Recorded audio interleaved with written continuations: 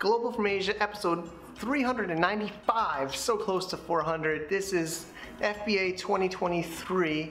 We had our first meetup for many years at Global from Asia here in Chiang Mai, and this is a recording about what we've gone through as a community the last couple of years in e-commerce and what we think is the future in this year and beyond. Let's tune in. Welcome to the Global from Asia podcast, where the daunting process of running an international business is broken down into straight up actionable advice. And now, your host, Michael Michelini. We are rocking and rolling. It's smoky season here in Chiang Mai, which is, some of you know, not the most fun time to be here, but we have so many amazing things going on. And just push it forward.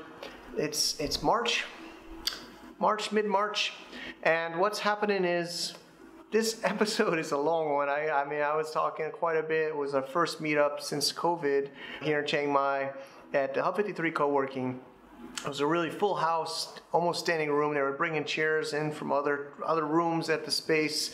It was really exciting times, and we recorded it because people were even asking on Facebook and social media, oh, can we watch this? Can we check it out, get the recording? This is a recording. Also, we got stuff going on. Cross-Border Summit, save the date, November 16th, 17th, 18th here in Chiang Mai. People have been messaging me all over the place about it. Save the date, get on an email list. We're going to keep this one more quality and private. So that's the tidbit there. Let's tune into the show. Again, if you want the show notes, the video, the audio, whatever else, the slides, globalfromasia.com/FBA 2023. Let's go. Are you looking for a cross-border logistics company from Asia to the East and the West? Then look no further. Cross-Better Logistics is a solution for you. From ocean shipping to air freight, from factory to 3PL warehouse, Amazon FBA, and Walmart. Cross-Better Logistics is an experienced service provider for e-commerce sellers and B2B traders on TPS Trade. As a GFA partner level sponsor, let them know we sent you and they'll take care of you. Check them out at www.crossbetter.com today. All right, so today we're talking about e-commerce changes since the pandemic and AI. And I'm really excited. We're here in Chiang Mai. We just are restarting these FBA meetups. It's Saturday, the last Saturday of January 2023. So a little bit about what I do or we do. Global from Asia is the podcast and a community. We have memberships. There's a few books I've written, and we're actually just getting these events started up again called Cross-Border Summit. I lived in Chiang Mai in 2018 and 19. I lived in Shenzhen, China from 2007 to 2017. And most of this was done in China, but we're doing more of this in Chiang Mai, Thailand, hopefully. Well, so this is one of my brands. I have 4 brands on Amazon. So this is Excalibur Brothers. We launched this brand just during COVID, so it's not like been a long time. So I thought it'd be relevant to show you. Maybe we could pass it around. I also do insert cards. We do heavy branding and packaging. This is made in China, but I think some of you know I also make and sell some products in Thailand. 2 brands are in Thailand and 2 are in China. So this is a men's flask, and the brand name is Excalibur Brothers. It's all on Amazon only. We have a website, but we just drive the traffic to Amazon. I'm familiar with WooCommerce and Shopify, but we can talk about strategies, but I recommend one channel first until you're established enough, then to go multi-channel. Of course, I've done multi-channel, but it's a lot, so I like to just drive the traffic to one, either Shopify or shopping cart or Amazon. So we take the web traffic and drive it to Amazon. I don't know if... So this is the flask, and this is maybe keep the packaging. This is a leather glass case for reading glasses. So it's a nice little gift. These are written towards or targeting men's gift.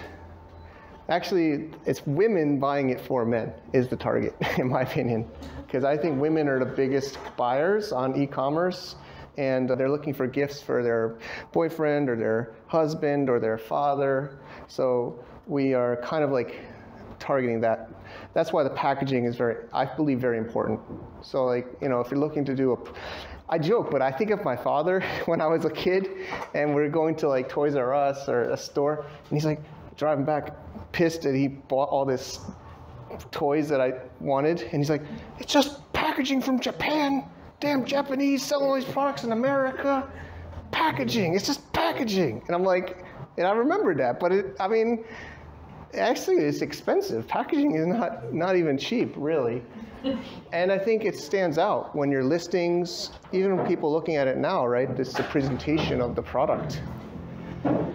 So a bit about me. So I've done a lot of interviews with Chinese sellers. We've done events with Chinese sellers and Western sellers. I really like the idea of bringing multiple cultures. I really welcome to different Thai people here.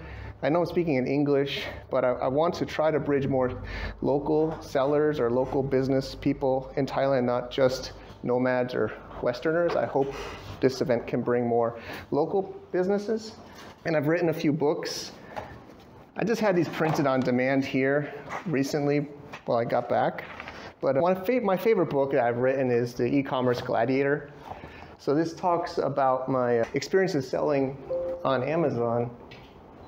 We built a brand to sale. So I started it, while I was in Chiang Mai, I started it. Or maybe I started it in China, but I did this mostly in Chiang Mai. And that's me with some of the partners. And it's basically a story, but it also teaches you as I go through it. So each chapter is a different part of the process. And then at the end of each chapter, I give tips and action points. How many words is it? It's the minimum to get into Kindle. No, I think it's like 40,000 words. And I have others more about China startups and Hong Kong business. But if you want one, I'm not really trying to sell it. I might give one or two away, but they're kind of a pain in the butt to print in Thailand. So they're on Amazon. And then this is one brand that we built to sell, Sisatano. So we sold this to an aggregator in 2019. So it was a mocha pot. And it's actually, I documented most of it in the book, but also in my podcast. And we can talk about that. That's made in Zhejiang province, China. And then this is what you're looking at if it's going around the room. This is another brand we're building semi-publicly on our podcast called Excalibur Brothers. So we're just going to start a shot glass set after Chinese New Year, which is kind of finishing this week. Next week, China kind of opens again. Next week, kind of. So hopefully we can place the order for this. That's the flask that's going around. Polishing cloths for wine glasses, stuff like that. So yeah, I try to make this as action-packed as possible. I've done a whole bunch of workshops and training and speaking, and people like it. I'm trying to give, I'm just going to try to give as much information as I can. And so yeah, I take notes. I don't mind interrupting me, so I hope don't be shy. If you want to clarify something while I'm talking, you don't got to wait till the end. And I hope you can take some action from what we learn.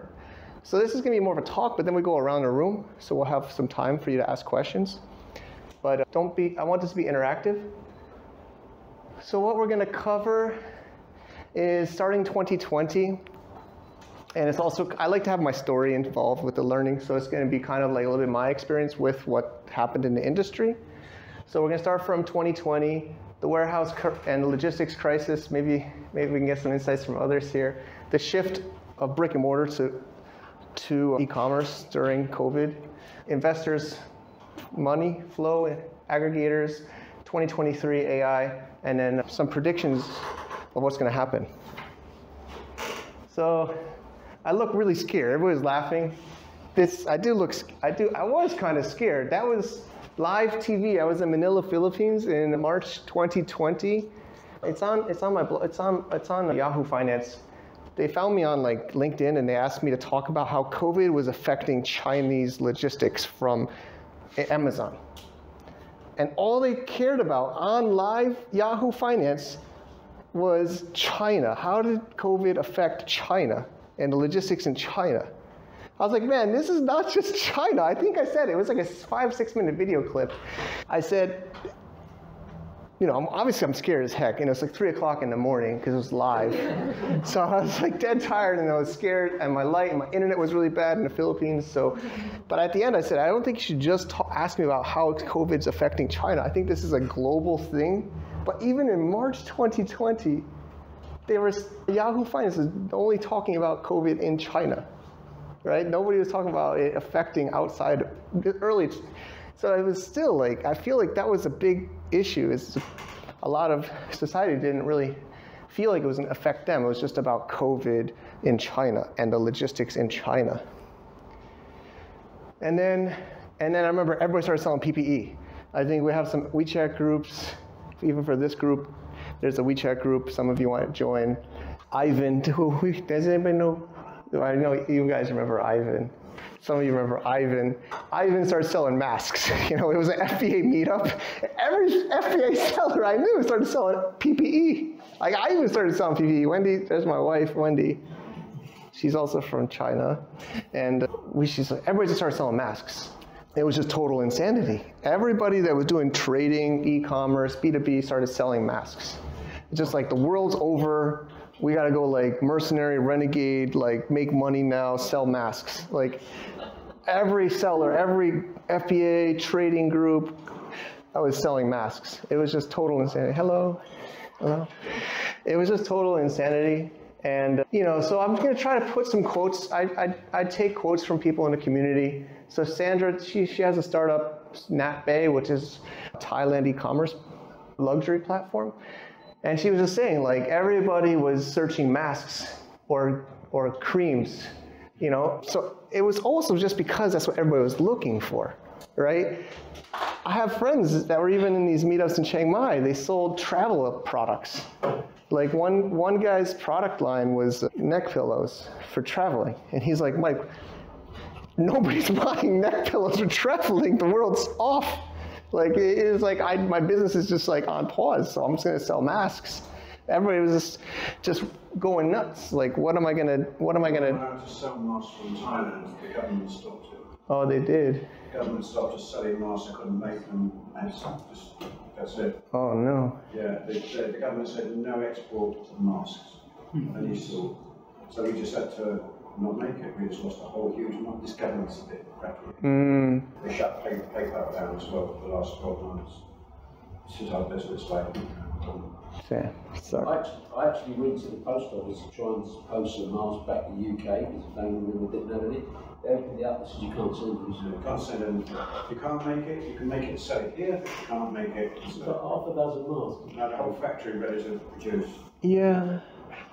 Not the cheap ones. I'm talking about the going out ones. I think we're also all learning.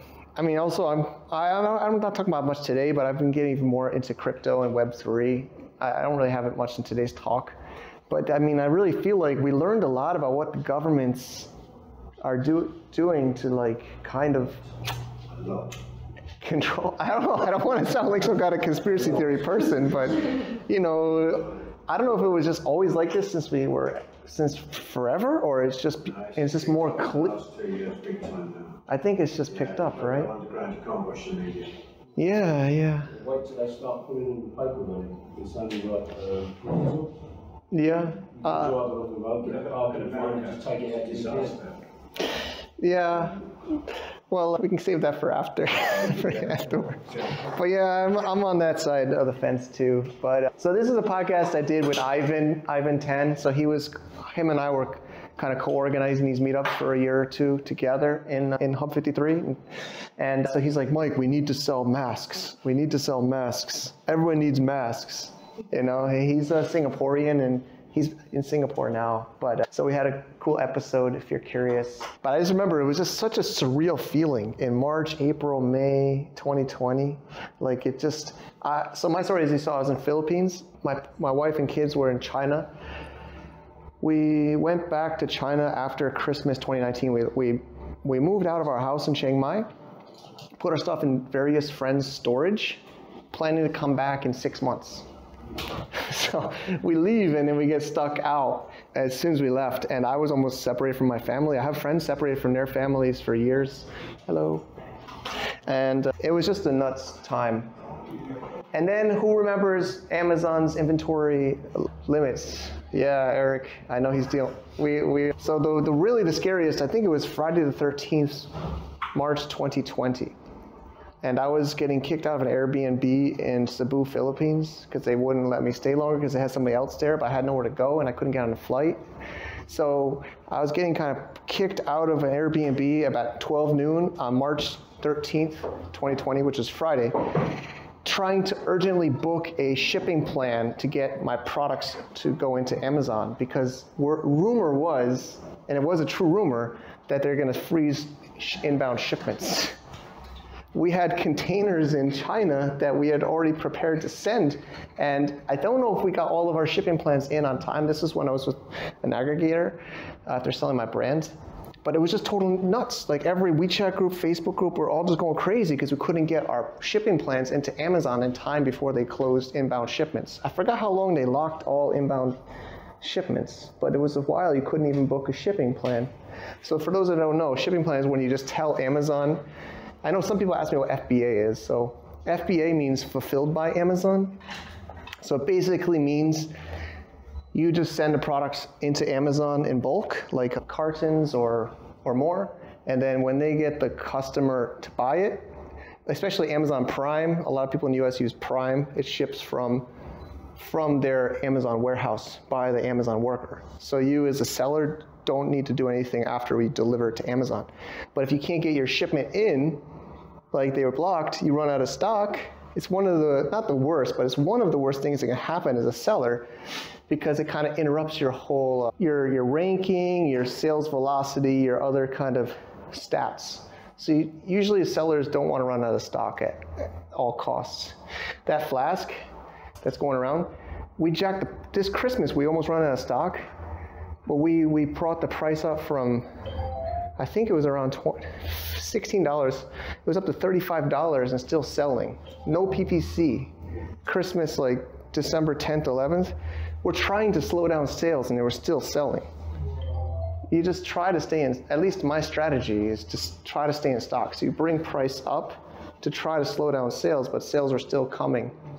And anyways, we can talk about that more, but basically you just try to stay in stock. So of course, if you're running low on stock and you didn't put your shipping plans in, you're kind of like frozen. You're not going to get, yes? I couldn't help it. So now, you kept increasing the sales, the sale price, and the sales kept going up. So now, what's the current price? Is it at 16 or is it at 35, or what's the price now? So right now, it's still at around 35, I believe. We're still waiting for a restock to come in. We got it right before Chinese New Year started. We used a faster ocean shipping to get it there.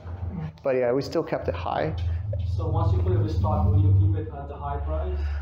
It's a great question. We're discussing that. We were always trying to be a premium price product brand, Excalibur Brothers. But while there are sales, it's still not as good of a, it's not as, we want higher turnover than where it is now. So I think it's doing 1 or 2 or 3 a day in sales, but we want to get higher turnover. Because if we can do higher volume, we can get lower price from the buy side. And then, so I think we're going to probably we're thinking around under 30, like high 20s as our average price. But the same happened with other products I've done in Christmas, and I think other sellers do that too, is actually fourth quarter is when you make your money. So, and what also happens is other competitors are running out of stock too. So the customers have less choice because maybe your competitor's also out of stock. So if you are able to stay in stock, the customer has less choice and they have to pay a higher price. So yeah, the flask. So yeah, the inventory was just really, really crazy. And then now it's even still a problem. I mean, Shane invited me to a dinner with some Amazon that came to Chiang Mai, and they asked like, what's the one thing that Amazon can do to help? Increase inventory limit. Like, that's it, right? I think you know it. Yeah. I'll just interject here. Yeah, please, Eric. I have this. I have one product that has 4 sizes, and one of the sizes had run out completely, and it was the one that was selling best. I actually had a private warehouse send in 2 cartons to Amazon. Amazon lost them. I've never gotten them back, resulting in several $1,000s of losses. And recently I got a new shipment created. I went back to my supplier after like a year or two. I was able to negotiate a lower price, and I created a new size.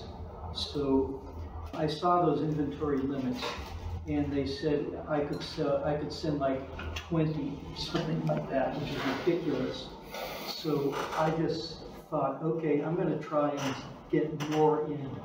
So just to address your question, instead of an inventory limit of 9, I sent 25. And instead of an inventory limit of 25, I sent 75. They accepted it without any question. So that's the good news.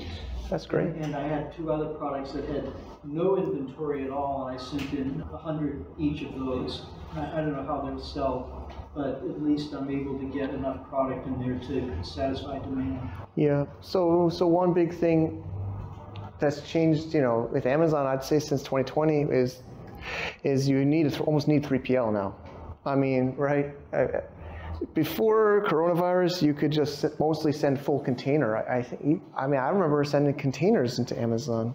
Now it's like they're so limited. So you almost have to either send less from like Asia if you're sending it from China or Thailand, or you have to send it to a third party. 3PL, somebody can just tell me, don't be shy. 3PL means third party logistics. That means a warehouse that's not yours. And I guess the assumption is not Amazon. So even Amazon technically is a 3PL, but when we say 3PL, we mean non-FBA and not your warehouse. Of course, if you live in the US, you can turn your garage. Actually, a lot of my friends became 3PLs in the US. They weren't 3PLs, but they just said, hey, they're in like WeChat groups or Facebook groups. They're like, all of a sudden they're like a 3PL because they have space, basically, and you can just send your stuff to them. I think Eric sent some to Andy, or everybody's trying to be a 3PL because of COVID and because of Amazon's policies. And it makes costs more because you got to send something from, like, say, Thailand or China to a 3PL. They take money to receive it. They take money to store it. They take money to ship it. And then Amazon takes money to receive it, to store it, to ship it, right? And I'm not even talking about the trade wars and the tariffs. That was before coronavirus. I'm not talking about that today, but that was another thing. Can you clarify a little bit? Yes, please. So 3PL is when you ship it and then you have to again send it. So I'll go through the workflow. So Amazon, normally a new seller account. So if you apply for Amazon now and you get approved, normally you get a 1,000 unit limit on the normal size product. There's other categories, but most likely you're going to be like that. The medium, like the flask, or most products are within this like average product size. There's oversized, there's food, there's other categories, but mostly you're gonna be this one category, and mostly you get 1,000 units. So maybe you're not gonna send to more than 1,000. Maybe that's enough for you, but sometimes what happens is, I had one brand that went from 5,000 limit to 1,000 limit. And we were over by 500 units, and we were already planning to ship 1,000 units in. So you got this red thing on Amazon saying you're over our inventory limits, and then you're like, wait, I'm about to ship 1,000 units from DHL from Thailand because we do air, and it's like, no, you can't send it now. And they just randomly changed the limits. It says based on previous sales of previous months, but they have some kind of secret formula of how they decide how much inventory limit to give your account. And the other reason is because of COVID, they had issues. Every business had issues. They had lack of workers. They had issues, labor. There was a lot of stuff you saw in the news. Like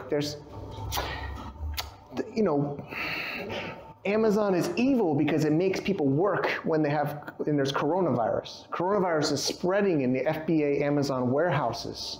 You'd see news of these things, so Amazon had to close warehouses, or Amazon had to have less workers, so it's not like they didn't want to, but they had to cut back on how much they could receive. And it seems like it's still staying now. I mean, I've been dealing with it still. I don't know if it seems like everybody's still dealing with it. So before coronavirus, seems like there was really no limit of what you could send. Now you got to play with this limit. So what happens if you get if you have more that you want to send than they can take, your choices are keep it in Asia, like keep it here in Thailand, keep it in China, and send just what you can send. The other choice is send all of it, but you can't go direct to Amazon anymore. Send it to a third-party logistics or 3PL, and they can hold some, and then they can send the other to Amazon. All right, so that's what's kind of happening. So not directly from that list to customers. So you could also, you could also use that to send on Shopify. They might be able to do Shopify sales, or you could also ship. I mean, there is so much to cover. I don't mind to share. It's just that you could do FBM, fulfilled by merchant. So that's where this 3PL or UU could send it direct. I think you do FBM. I used to do FBM, but I stopped doing it. But I keep a big stock in America, and then I use my FBA stock to supply my Shopify or Etsy. So I use that. I get it one this morning. It comes in, sale comes in, just click it onto FBA, go onto ecommerce. It costs me the same amount to send it from here as it does FBA. Oh. But it gets there in 4 days, and here it takes 10 to 14. Yep. So it's a really Valentine's Day is coming up, so I'll probably use it. Oh yeah, got it. It's pretty good for me. So actually, this doesn't work, but you kind of got to think of how fast you want. Like if you heard, he sells lingerie from Thailand, made here. It's pretty cool. I visited. He manufactures it here. Of course, Valentine's is coming. If you send from a U.S. warehouse, whether it's Amazon or others, it obviously gets to the U.S. customer faster. If you ship from Thailand direct to the customer, it takes like 10, 14 days. And you don't have to have Amazon boxes now. You can have plain boxes, so they don't know it's come from Amazon. And also you don't have to use Amazon logistics, you can use USPS. Okay. Interesting. I didn't even know that. Yeah, so you can send it. The customer doesn't know it's come from Amazon. I wonder if you can do that for Walmart. Because I know Walmart, for example, doesn't allow or didn't allow you to use FBA because they don't want their customers to see FBA. Yeah. Wouldn't it be weird? You buy something on Walmart.com and it says Amazon. So I know some sellers got in trouble because if you use FBA fulfillment for Walmart, they'd maybe ban your account. But I guess he's saying that now they can do it where it doesn't look like it's Amazon's branding. You've got your own website. You don't want it to come from Amazon. Just do that. So if you use fulfillment by Amazon to fulfill to orders outside of Amazon, Amazon lets you select that you want to plain box and USPS in the US. Yeah. Okay. So if you've got it in Amazon, you're selling on Amazon. Yeah. But you can also sell off your website. Yeah. And off Etsy if you've got. Well, Etsy used to be handmade, but it's all rubbish now. It used to be, and it's mostly off Shein. You can see 50 different same pieces. Yeah, so you can use Amazon to fulfill all your own stuff as well. Yeah, it's pretty good. How do you upload your orders to multi-channel fulfillment then from a spreadsheet from when it says in Shopify or Etsy? Yeah, no, I just send it in FBA, and then you have an option when you go into your stock whether you got your stock. Yeah. You put an option right at the top left-hand corner, press it down, it says. I mean, yeah, I think he's asking, are you connecting automatically? Are you uploading a spreadsheet? If you have inventory in Amazon and it doesn't sell fast enough, then you have to pay extra storage fee penalties because it isn't selling fast enough. They're actually changing the storage limits. I don't know if you're aware, in March, they're changing it, and you can actually bid to actually have more stock to be sent in. Oh wow! To proceed that, and it's good for new sellers in many ways because they're allowing new sellers to send in what they like. Yeah. In that 270-day period of a new account opening, they'll determine what levels of awesome. So it's actually better for new sellers. Great. Yeah, this is why I like. I'm happy. Thanks for all the input. This is what we're all sharing. But for those not following exactly what's happening, it's complicated, right? It's complicated. Now he's talking about you can bidding for more warehouse space in Amazon. He's saying you can ship on Etsy without Amazon branding. This is kind of all somewhat developed, I think, during, at least in the last couple of years. This is all kind of new. And maybe it wouldn't have happened as much with COVID or not, but I feel like a lot of it was because of COVID. But what happens is companies get comfortable with these policies and the COVID goes away and they're like, wait, this works, so we make more money. We can bid now, we can let people bid for storage. So I feel like, businesses, whether it's Amazon or anybody, learns maybe new ways to make money. But basically the summary is you can't just send a container in, or can't just not care and send it. Also, like Eric says, you get penalized if it doesn't sell fast enough. They have scores like IPI, Inventory Performance Indicator, and then they charge more. So yeah, it's getting more and more complicated and expensive and competitive. Well, I think I'll save some of this for later on the strategies, but this is what's been happening since COVID. These inventory limits, inventory delays, and this is just some clips. I did the videos while I was traveling, but it was just like chaos. Like people were just selling masks, giving up on their FBA business.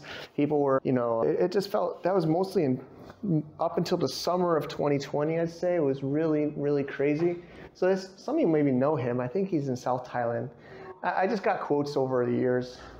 He was doing more performance marketing, but he was also doing China drop shipping. I mean, a lot of people were doing drop ship, like on AliExpress or other platforms, Shopify, Facebook ads. I mean, I'm not a big drop shipper, as of course this is FBA meetup. I more do inventory and private label, but it got really, really, really in a bad spot. I was in a meetup like this in Manila, Philippines, sharing, and a big drop shipper, he was a local top Filipino seller. He says, Mike, I have thousands of orders processed and paid, but the China drop shipper can't ship because of coronavirus. What do? I said, how do they pay you? PayPal. I said, refund, man, refund, cancel, refund. If you want your account, you cancel that, in my opinion. I don't know if people here have their own opinion, but PayPal will just freeze your account and steal the money. They will just freeze it. It's their money. PayPal is evil. Do not keep a lot of money in PayPal. They steal it, it's theirs. There's even a new policy that came out during coronavirus. If you say something on social media that goes against PayPal's policies, they can freeze your account. Like if you say something about like what we're talking about, maybe a government or vaccines or something, and PayPal doesn't like it, they'll just freeze your account. It's not a bank. It's a private company. So they edit that video then. Yeah, I don't keep much in PayPal. Honestly, when I get PayPal payments, it's like I spend as fast as I can. I pay with PayPal on the other side. I don't keep a balance. I have friends that lose thousands, tens of thousands. Well, unfortunately here, you only had PayPal until this last month or so. We've got Stripe now. That's good. Just put it on my website. Nice. Yeah, that's all I can do. Yeah. Two checkout too. Yeah, two checkouts been around a while. But yeah, he was saying, because a lot of times people, even they're doing FBA or they're doing dropship or they're doing affiliate marketing, it was just affecting everybody. And then of course, ocean shipping. Because of all the masks, ocean shipping, I don't know if people want to share how much they were paying, but it went from so ocean shipping usually is called LCL or FCL. So LCL is less than container load. Like a container is a 40-foot. Those trucks you see on the highways with the China shipping or whatever on it, those are 40 feet long. There's a little bit differences in sizes, but generally 40 feet. So most of you, if you're a new seller, you'll do a less than container. So maybe you'll do pallets. And then others do FCL, which is like a full container. So you'll fill that whole truck with your stuff.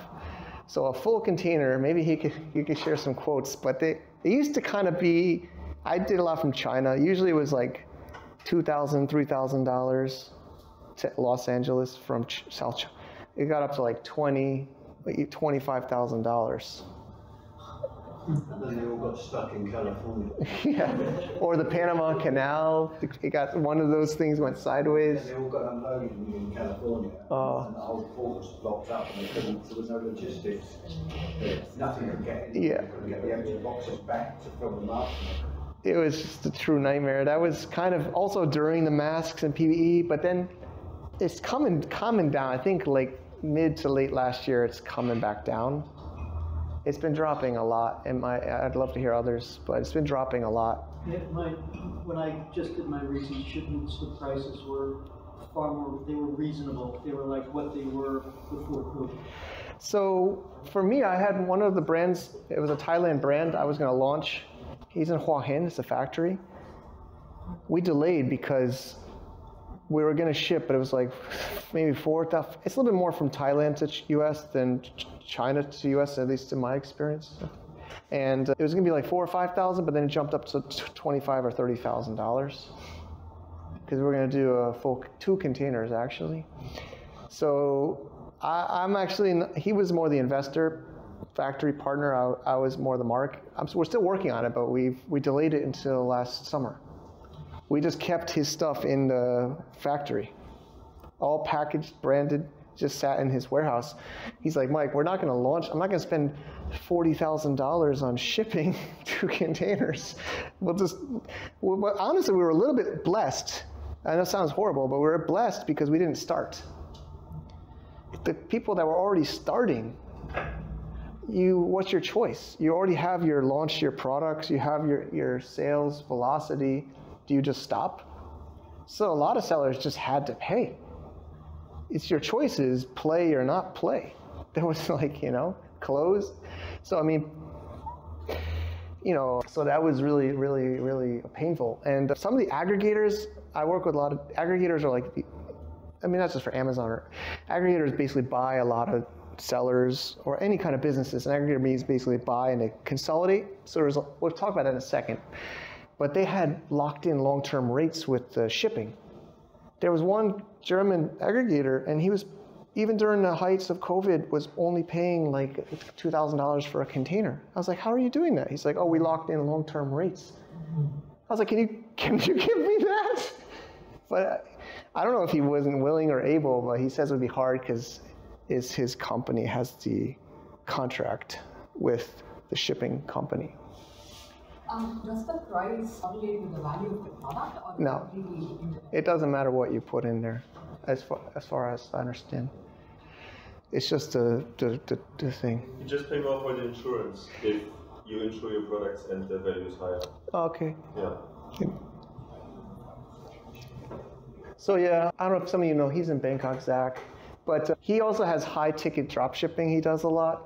And he kind of took a pause. We're all just trying to do different businesses. He also got stuck out of China he had left during COVID and couldn't get back in, so he was in Thailand. So he started doing high ticket drop shipping, but it was really annoying because he would spend a lot on AdWords or Facebook ads to get the customer, and then the drop shipper says, I don't have it, right? It's like I just spent like $100 or $200 to acquire this customer that paid, but you got to refund them, right? So, he was getting really frustrated with that. Gautier's been here, he's been some meetups. But yeah, like he says, the shipment has not even left the warehouse in Guangzhou, right? So his products were made, but he just couldn't get it to leave. He couldn't get it to go. Because a lot of times the other sad fact was small sellers or smaller businesses were put lower on the priority. Because the factory or the shipping company, if they have to choose between a big client or a small client, I think you understand, they would just prioritize the bigger client. So, yeah, this is just happening. Renault, he's got a good Sophiste, but a lot of factories just closed and gave up, or a lot of factories just did masks, and then they kind of gave up. Not totally related, but the brand I started with, the Hua Hin factory in Thailand, he didn't take my business proposal to partner with me on the brand before COVID. He came to me during COVID because he says his customers, his B2B customers are going bankrupt. A lot of distributors, all these kind of middlemen, they were all just getting cut out. So now during coronavirus, it's like F2C, factory to consumer. This is becoming accelerated because those distributors, importers, they just got squeezed out because they couldn't afford the shipping, they couldn't get priority of, inventory. So this has all just been happening. So people are just, so basically there's so much fear and scare. For me, I was stuck in Manila. I think I'm a little bit longer. Ralph, I just saw him. He's in Vietnam and here. But, there's just lots and lots of delays in manufacturing.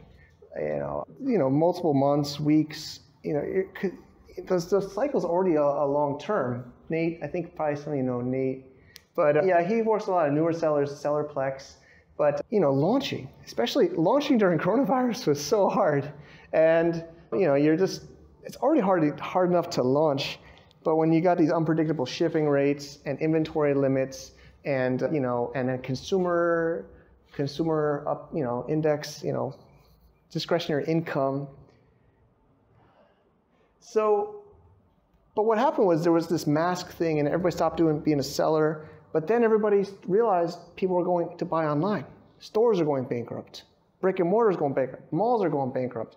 Everybody's going to Amazon. Everybody's going to like Shopify or shopping carts. Then it's kind of like what happened in China, the Taobao really grew a lot during, I'm even forgetting what that was called. The first virus, like in 2003, SARS. SARS is when I think e-commerce got really big in China because they couldn't easily go to stores or markets. They had to buy online. So this is kind of what felt like a lot of my friends said, old people in America that never buy online had to figure out how to use their computer and buy online because they had to buy online. They didn't have a choice. So it was just this huge surge of people buying online on e-commerce. And then, we're just trying to stay in stock. Chris Davey, he does a lot of great meetups and he's been selling for many years. But you're just trying to stay in stock longer. You're just trying to stay in stock. Like I said, with the Christmas and increasing the price, because if you run out of stock and then you got to get it from China to the US and the ocean and the receiving. So you're just trying to stay in stock. So that's me. I got back into China and I had to go into a quarantine bus. I had to go to a quarantine hotel for 2 weeks while I was trying to do this. And then there was this huge surge of investors, right? And they were buying everything, every seller brand. They were trying to buy everything. Like I was doing consulting and working with these guys, and I was speaking at events about it.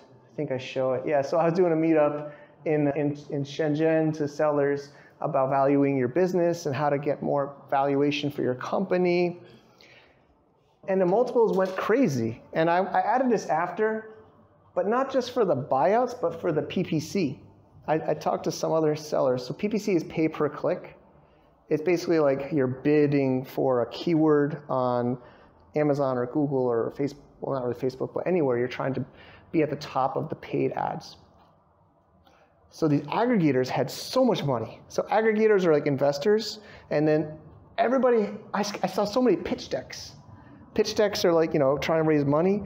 And there are these finance people in like London, New York, Silicon Valley. They didn't even know how to sell on Amazon. They just knew how to get investor money. And then they were buying all these Amazon or e-commerce brands. They're still around, but it was just insanity. In 2020, 2021, a little bit, it started to drop at the beginning of 2022. But they were spending tons of money buying businesses. So usually an Amazon seller could sell his business for 2, maybe to 3 times yearly discretionary earnings. It's called SDE. So again, I can't teach or explain everything, but that went up to like 5, 6, 7, 8. At one point, it was depending on, they were really just trying to buy out all of them to not let the competitors buy those brands. And I still believe in that model. It does make sense to kind of roll up because look at how much work it is to do this, and then if you can get bigger, you can get your price down of your shipping, you can get your price down from the factory, you can use the same marketing team, the same content team, right? So you can get that scale. but they were just battling it with each other and just driving the prices high. But I don't want to just say of the buyout price, but also the ads. So some of my other friends, they said they just couldn't do PPC on some of the main keywords because competitors are just losing money. They're basically just losing money on sales, paying ads. And I don't know if they either didn't know or they just were trying to just dominate or squeeze out the competitors. I mean, a lot of times people on Amazon don't know they're making or losing money. Even I sometimes, because there's so many fees and you got PPC and your product cost and this. I think you're right? People don't know. But it's a big problem, especially in Europe with VAT, because it's included in the sales price, not like in the US where it's added afterwards. And you need to have like the proper tools and you need to put in all your numbers from every single order and all your costs, because if you don't do that, you're doing something, but you don't know where you're headed, and it's true. It's risky. Yeah, so I don't know if these sellers didn't know they were losing money, just going high on the PPC, or they were doing it to purposely try to hurt other sellers and get them to lose money. I don't know, but it was just insanity during that time. Have percentages? Like what are the costs of running them? So that's a great question. I mean, I do have some more introductory type presentations. So of course, here's your product cost. So you buy a book the book costs $5, and then I would recommend it 4 times the price personally. I don't know, at least 3x what your factory price is. I don't know if others. Just a rule of thumb, you should at least triple or quadruple from factory to. And people are like, wow, that's so much. But Amazon takes a huge chunk of that. The shipping takes a chunk of that. So rule of thumb is, I think, at least 3 times from factory. Just to compare, because I used to do B2B, so our retailers will double our wholesale price, so at minimum. So this is very similar. Yeah. So Amazon takes 15% just for making the sale, and then you pay for the shipping, and then you pay for the PPC. And for the PPC, it can wildly differ between, like if it's below 10%, it's really good, and for some products like supplements or cosmetics where the sellers think that the customers might buy the product again, it can be over 100% because they're like, yeah, we're actually losing money on those sales, but we hope that once the customer buys like our pill or our cream, that they're gonna buy it again like every month or every 2 months. And there's huge competition in these niches. Yeah, so, I mean, yeah, so 15% is their Amazon's fee, like eBay fees, but it's 15%, and then like there's PPC. They're making so much money on PPC now. It's like, I think they're like the first or second, maybe the second biggest advertised revenue after Google maybe, or Facebook. But that's even a new I mean, they had PPC before, but people are just really going crazy on PPC. So that, like you said, it's hard to know because each industry is different. But yeah, 15% off for sure. But then there's also receiving fees. There's lots and lots of fees in Amazon. You should really understand the fee structure. So my best thing to tell you is it's called the Amazon Seller Calculator, I think. I forget the word. Yeah, it's like a FBA. sheet that goes through everything, your PPC, and then your shipping, and you can actually dictate how much your product is, what your actual profit will be from the price. Yeah, so I don't have it here, but if you Google it, you should find it. And then you just put in how much you pay for the product, how much you're going to pay for the advertising, and then if it's FBA or FBM, and then it will give you all the fees and then the profit.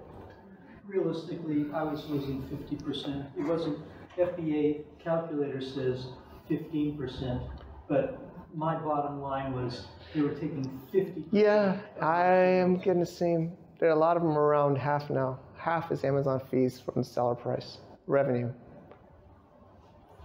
Yeah, I mean, it sounds high, but if you were to ship yourself, you need to pay the postage, you need to pay the box, the packaging, whatever, and you might come out to something similar, especially if your product is like in the range of like $20. Also time saved. Yeah, I mean, you're probably not gonna ship package yourself. You're gonna pay somebody or pay some. That's why the theme, I kind of save it for later, but like Excalibur Bro, I think you gotta go premium. You don't want to be the cheap price product. You don't want to compete on price. You don't want to be a low price person. You want to be the high priced, or at least a middle price in your branding because of all these fees. But you should try to build a brand that's not, people buy it not because you're the cheapest, but because, you know, they like it or it's good quality. So if you're trying to be the cheapest in your niche, you're going to be really tight on your margin. But initially, if someone has no product or service, it's just about to break through. Well, yeah, I mean, you have to start low, well, yeah, lose a lot of money. Yeah, I agree. And then slowly, like over weeks or months. Sorry, yeah, you're right. I meant long term. Like, yeah, of course, for Excalibur Bros, when we launched, we were doing lower price to launch, but the long term pricing strategy or your product should be a premium product, in my opinion. But of course, everyone has different strategies and depends on the industry. But then there was a collapse of a lot of Amazon aggregators. So they're laying off, they're cutting back, they made a lot of mistakes what they bought, especially in China. I was in China and they're all asking me to help them buy Chinese Amazon sellers. Unfortunately, there was some black hat stuff and some of the accounts either got closed or the reviews got wiped, blah, blah, blah. There was just a lot of this kind of like last year, it kind of started drying up, all the aggregators. I started hiring some of the workers that they fired, you know, the people like us, like the hustlers, the grinders, like we could kind of pick up some of the good stuff from their destruction of value, in my opinion. It was unbelievable. It was really unbelievable, the aggregator stuff. Was it a quality issue or was it? I mean, they made a pitch deck, and most of the pitch deck says, we can buy an Amazon business for 4 to 5 times yearly earnings of SDE, and we can raise money from you at 12, and we can IPO at 25. That's basically what they said. I don't know if you understand what I mean. So they pay 4 times earnings from you, they roll it up, they get bigger, and then maybe 12, and then they can get 25 if they go to stock market or they smaller, you know, public.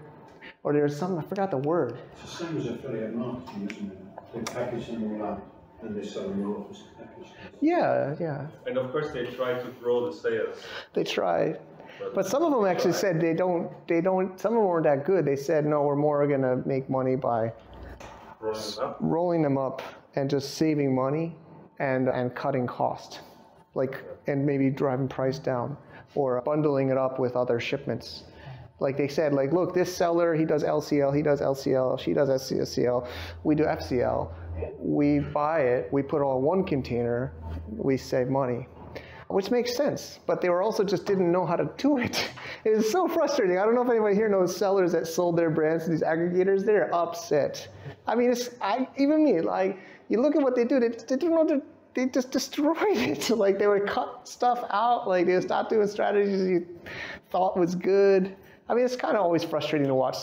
That's why you shouldn't even look at your business after you sell. There was a really bad business sold with such huge multiples as well. Yeah, it was really just insane. Oh yeah, sorry. FCL is full container load. LCL is less than container load, so it's like not the full truck or a container. And then pictures like this. I took this picture myself, right? So, you know, there's these white suit guys. I don't know if that was like that in Chiang Mai. And now it's like the economic depression, right? Everybody's so scared. The economic depression. Man, my battery died. So I think I went over, but it's been interactive. But, you know, I think now it's 2023, it's January, almost February. What's the future? What's this year? I mean, I don't know. I feel like some of you talked about it already. AI is going to be the new thing. What was it, just yesterday or 2 days ago, BuzzFeed, you know BuzzFeed? Yes. Their stock went up like 100 and something % in one day because they said they're firing all their writers, just using AI writers. Yeah, that was yesterday or the day before. Yeah, BuzzFeed's gonna use AI writers. So I guess the investors think it's gonna save them a lot of money and make a lot more money. Yeah, look it up, it's true. Except that Google is working to identify AI sites and canceling them. So I know you. I know that. I don't know if I believe that though. I don't know. It's like AI versus AI, because Google's AI, and they're going to be able to tell what's AI? I don't know. I don't know if I really, I know that's what they've been saying, but I don't know if I really believe that. Because AI is continually improving. We're teaching it. Every time you search GPT, it's getting smarter. Every single time you search something, it's getting smarter, exponentially. And then our whole world is putting searches into it, making it smarter. And it's not ours, it's theirs. And so I think they're just saying that, but I heard a rumor that Google is lobbying Washington, D.C. to try to close ChatGPT. Because they said it's dangerous. Exactly. It's a huge threat to Google. Technology right now, so trying to get the hands. So I'm using AI in my stuff, honestly. It's a bottleneck. Content, and now I can tell my team to use it. And some of my favorite strategies are tone. Tone. So Excalibur Brothers, I fuck with customers now because I can tell them as a king. I said, reply to this angry customer that their order was delivered, but we'll still refund them 100%. Dear loyal servant, we are very sorry to hear that your delivery has not arrived to you at the time that you would prefer. And my royal courts will give you the money back, And I fuck with people because I just say, like, reply as a king, medieval king, this. Bam. And then some other hacks. I'm actually going to do that in my listings. And then another hack is, I learned this from somebody else last week. You copy your top Amazon customer review. So if you sell women's products like him, and you're not a woman, you could copy the review of the woman that wrote about your product and say, dear ChatGPT, write this product description in this tone. And it writes it like a woman. That's in the tone of that woman. So are you using the free ChatGPT or are you using some other paid? I've used Jasper. Honestly, I canceled Jasper. I canceled it. I was paying before AI, ChatGPT, and I just canceled it. I was like, why am I paying $60 a month for this? I canceled it. And I have Descript.com. I think I'm going to cancel that. I found a free one that it's like a plugin on Chrome now that does a transcript for me, because I use Descript for podcasts that makes the editing, but I'm finding free ones and I'm just canceling all the paid ones. I had like 2 or 3 paid ones. I'm just canceling them. I think it's going to all be free. So I think the future, I'm scaring my team a little bit because I have a lot of online, my team is like online, a lot in the Philippines. I'm not trying to scare them, but I'm saying the way I see it, the value will be the origin of creativity. The origin of thought is the value. I think people that cannot have an original thought will need to work for people that have original thought. If you cannot think for yourself creatively, then you're going to need to be employed by someone that can work creatively, and then you will be supporting that creative worker by talking to different AIs for different models. So I tell my team, I said, I don't think you're going to maybe all get cut off. Maybe some of you will get redundant. But I say the ones that are good are going to be able to talk to the AI for their job and just moderate and customize. I said, don't just exactly do what the AI gives you. But if you look at it's called prompt engineering. Prompt engineering. It's going to be probably what my kids should learn. They're downstairs. They're like 6 and 8. They're going to learn how to talk to an AI. You got to learn how to talk to it, and you got to tell it clearly what you want. And actually, for like so many years, I even have a course about working with VAs. You have to, you teach. You got to give clear requirements. I work online for 10 more years. My team thanks me because I write very clear documentation and requirements. Same for AI. Actually, I'm taking the similar specs I give to a human, I give to the AI. So you have to be able to write clear requests in the way that the AI or the other human can get it. And I've been rapidly trying to get IP, get brands. And I don't care if they're established brands or not. I'm trying to get ones that are already registered in USPTO. I'm trying to get ones that have that pre-AI established date. I think stuff that exists before the AI will have a higher value than stuff after the AI, in my opinion, because you have that a little bit of an advantage of existence. I think future I can create a whole brand and product line without much work at all. And I think AIs will mostly be white hat AI like Google, but there will be black hat AI that will do bad stuff, that will not respect IP and copyright, and that people will have those models and will be able to do bad things with them. Yes? Do you believe that the brands which are created with AI will necessarily always be valued lesser than the ones that were created? It's not about valued less, it's just, you know, my son was talking to me today about he wants a tree that gets money. And then I said, but if money is abundant and everywhere, it's not valuable. I mean, that's what the Fed, that's what the governments are just killing money with inflation. But so if it's the same, it's supply and demand. It's like I do a lot of NFT collecting. There's OG collections, and so the collections that are older are more valuable. Of course, all things equal are usually more valuable just because they existed before. They were in the first set. So again, I might be totally wrong, and we don't know where stuff's going, but I just believe things will be just so easy to be created in the future that things that existed before it was easy will be treated more valuably and maybe respected in the AI models.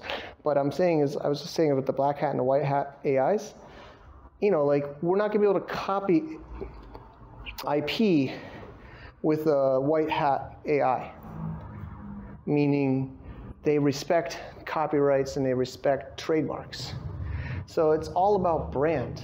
It's all about, it's probably a little bit more weird that it matters before and after AI, but it's more about having properly registered brand, properly registered copyrights to go into the model of the AI so that they don't copy what you have. Like I see a world where they just pay royalties to brand owners. Like, it's Albert Brothers and stuff. Like, I don't think I'm gonna have to buy it from China, ship it, all this crap I just talked about. They're not gonna have to do all of that. It's just gonna be like printed on demand from like Amazon's US facility, and then I'll just get a royalty for that sale, similar to like a Kindle book. I think physical products will be printed just like digital products. And the value will be paid back to the original P creator. And the job of the brand is to create content. I have a whole presentation about content is food and content is branding.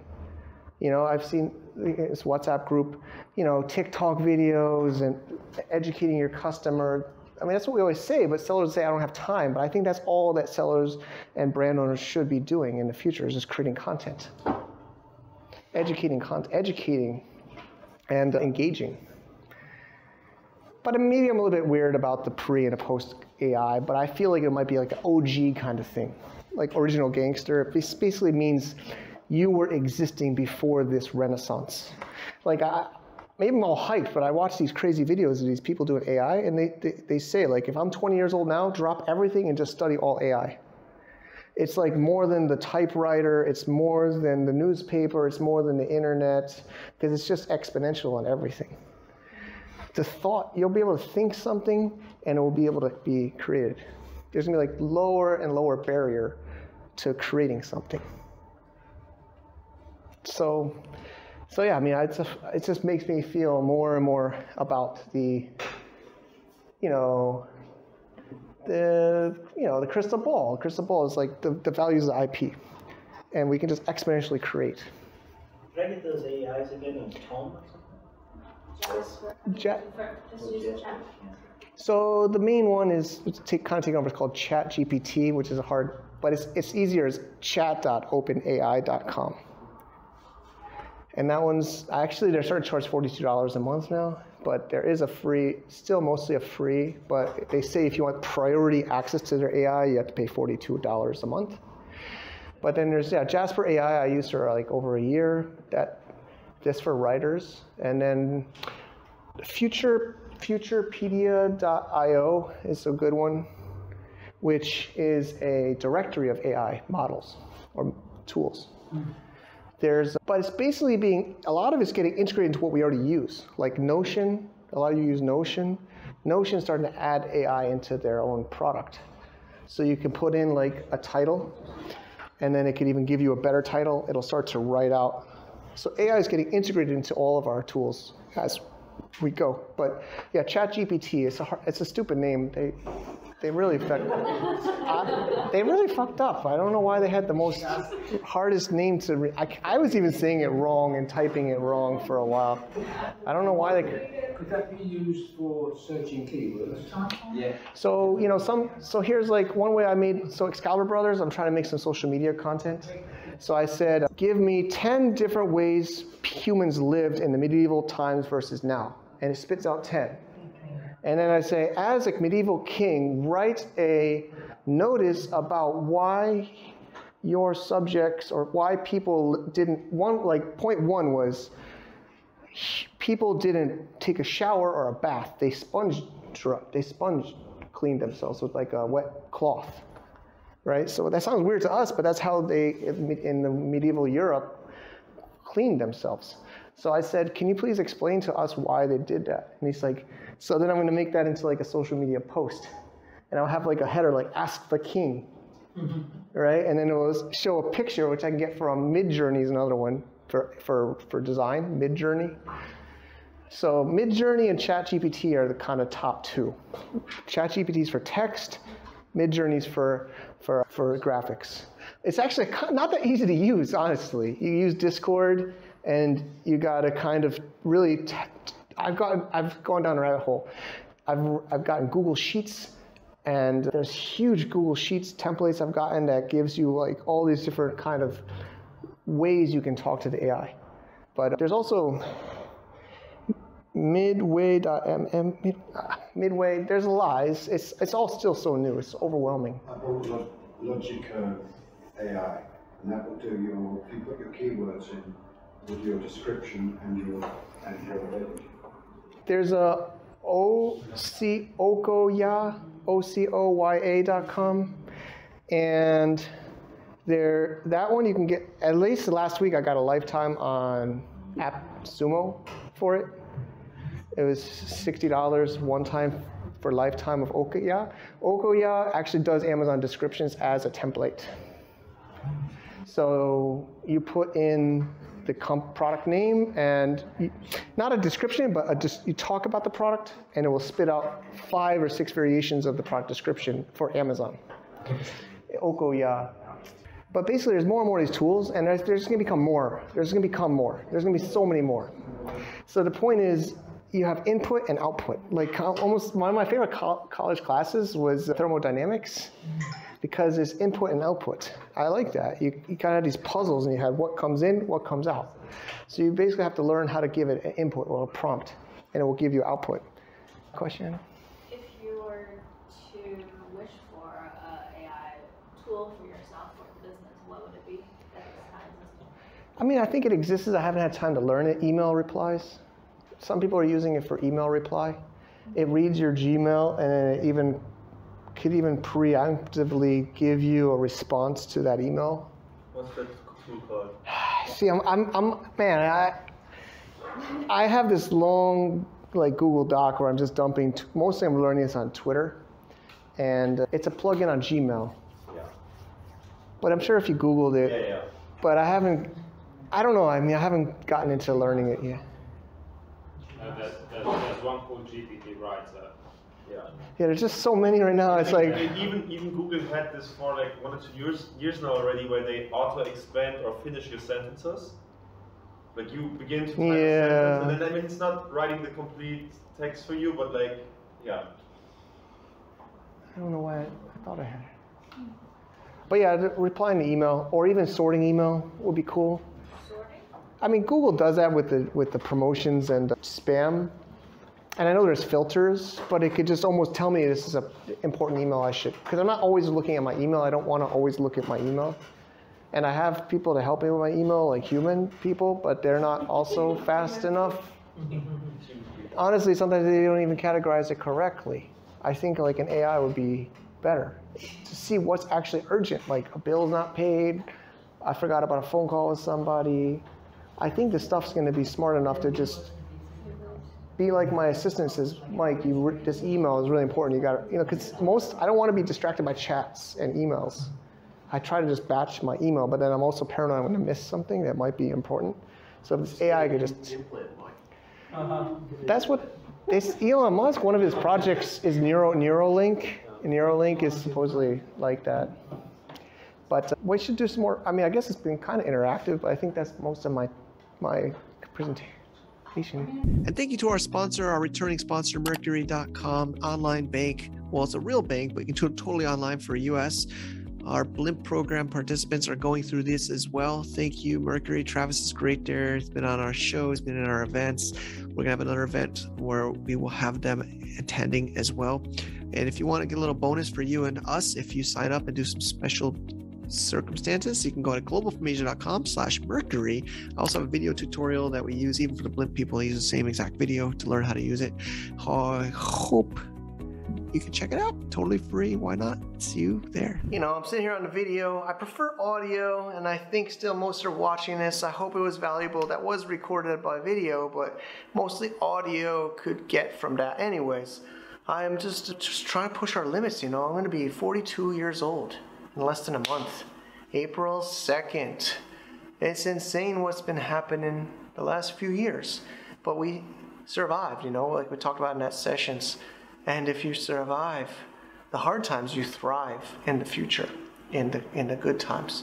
There's cycles, there's hardships, bear markets or natural disasters, catastrophes, I would say is the last. And, we're coming back 10x. Global from Asia is really growing. We're working closely with Amazon Global Selling here in Singapore. I'm going to be going there in a week to speak in there. I'll try my best. I don't know if I can promise to record it, but I'll just try to record if I can. And we have the Canton Fair trip, going to Japan with Gary Huang, be there. There's just so much amazing things happening. Thanks for being part of it. Thanks for watching. Like, subscribe, review, tell your friends, whatever you can do, whatever app you got this going on, would be appreciated. Appreciate everything. And this is the long term, 10 years almost doing this. Thanks again for watching. Have a great day. Keep on making, every day make small little progress and you'll have an empire for sure. Just takes time. Bye-bye. To get more info about running an international business, please visit our website at www.globalfromasia.com. That's www.globalfromasia.com. Also, be sure to subscribe to our iTunes feed. Thanks for tuning in.